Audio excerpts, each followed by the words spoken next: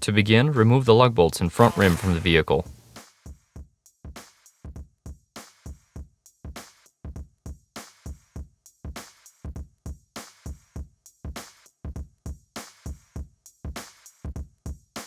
Once the wheel is removed from the vehicle, locate the speed sensor and brake line bracket attached to the strut body. Remove the speed sensor by pushing in the ends of the clip and pulling outwards. Next, remove the bolt holding the brake line to the strut and set the brake line aside.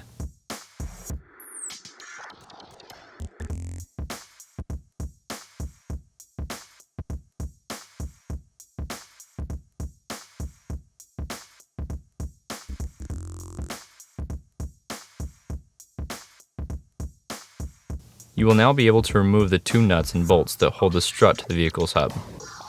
Once the nuts are taken off, slide the bolts out and pull the hub away from the strut to separate them from one another.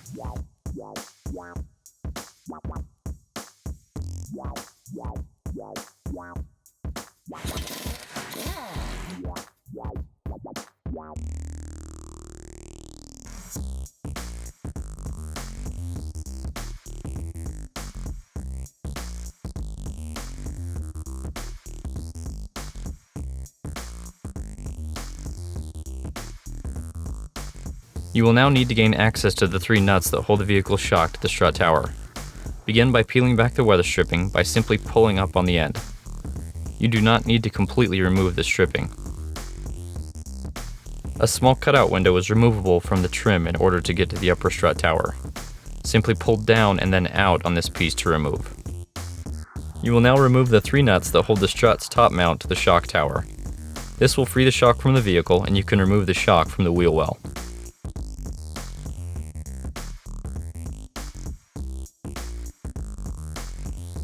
The OEM upper strut mount will need to be removed from the stock suspension as it will be reused with the coilover kit. While using spring compressors, remove the top nut from the shock to uninstall the top mount from the strut assembly. To install the front coilover properly, you will reuse the vehicle's OEM upper strut mount along with the rubber insulator pad. The rubber insulator pad will simply spin off the top of the spring. Included with the Raceland coilover kit will be a new dust cover and bump stop that fit to the new shock. It will not be necessary to install the OEM dust cover or bump stop to the coilover. Remove the OEM bump stop by pulling it away from the top mount. The rubber insulator pad and the dust cover will be a one-piece unit. Using a razor blade or scissors, trim the dust cover away from the rubber insulator pad.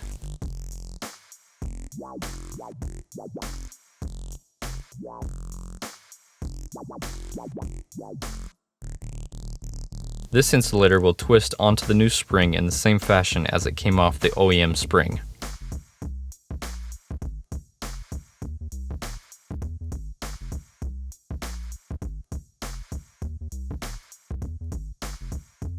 Once the insulator is in place, the top mount will rest on top of this pad and the unit can now be slid on top of the shock.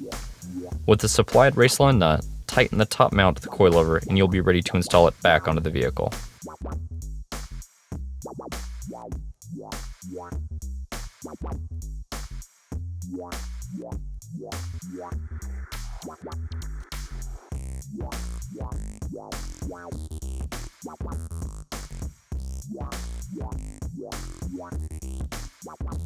With the shock back in the wheel well, align the top mount studs into the shock tower and reinstall the three nuts that hold the top of the strut to the vehicle. Install the trim cutout back into place by placing the bottom in first and then clipping the top into position. Place the weather stripping back into the trim and press down to clip back into place. You will now reattach the strut body to the hub of the vehicle. Lift the hub into place, slide the two bolts through the mount, and tighten the nuts to the shock.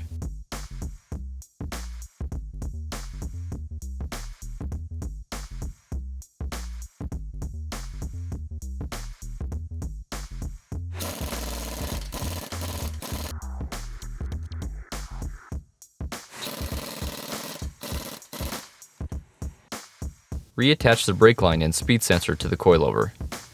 Simply push the speed sensor's clip into the mount until you hear it click. The brake line will be reattached to the bracket with the OEM bolt.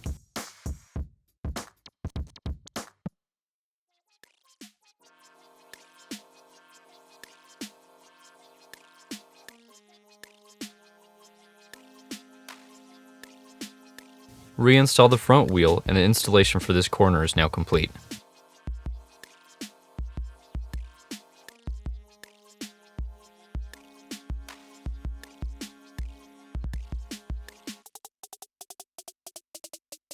For the installation of the rear coilover, start by removing the lug bolts and wheel from the vehicle.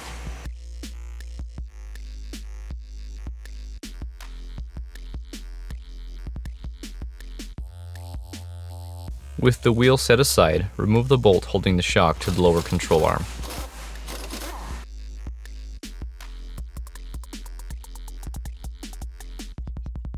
You will now disconnect the rear hub from the upper control arm.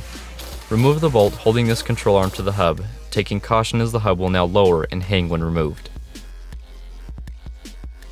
With the upper control arm unbolted, you can now pull down on the hub and remove the spring from its seat.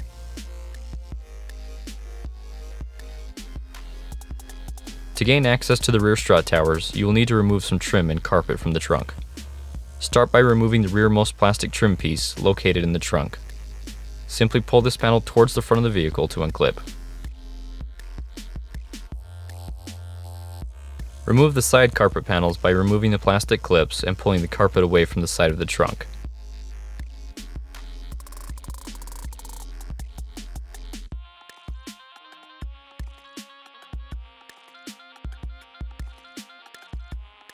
You will now have access to the rear shock's upper mount. Using an Allen key and open-ended wrench, remove the top bolt from the shock.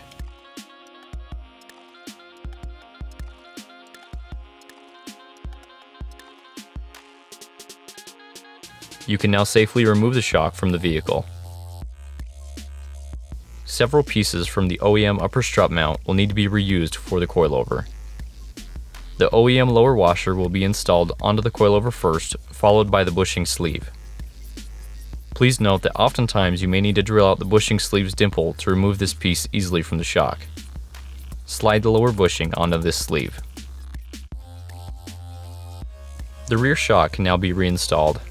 Slide the shock's piston through the top bushing into the trunk, place the upper washer onto the shock, and then install the Raceland nut that was supplied with the coilover kit.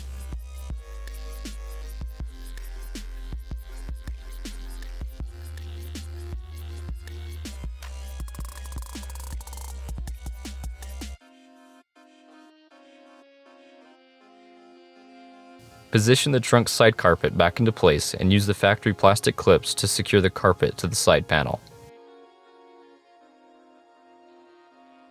Position the rear plastic panel over the trunk mechanism and press down to clip into place.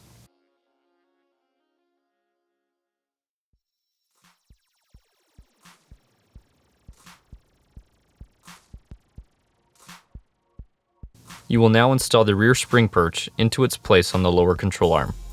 This piece is designed to fit snugly into the opening of the control arm. Align the taper of the perch into the control arm and use a mallet to tap the perch into place. It may help to grease this section of the perch when installing. Once the perch is in position, place the spring over the threading and onto the upper spring seat on the body.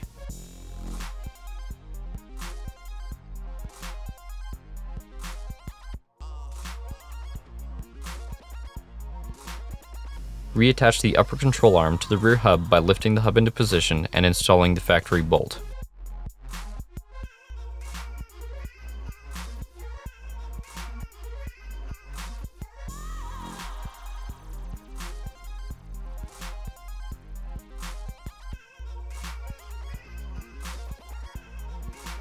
You can now reinstall the factory bolt that holds the shock to the lower control arm.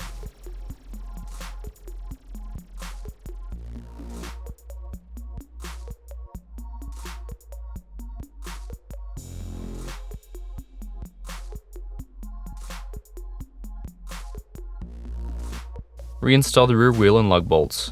The installation of this corner is now complete.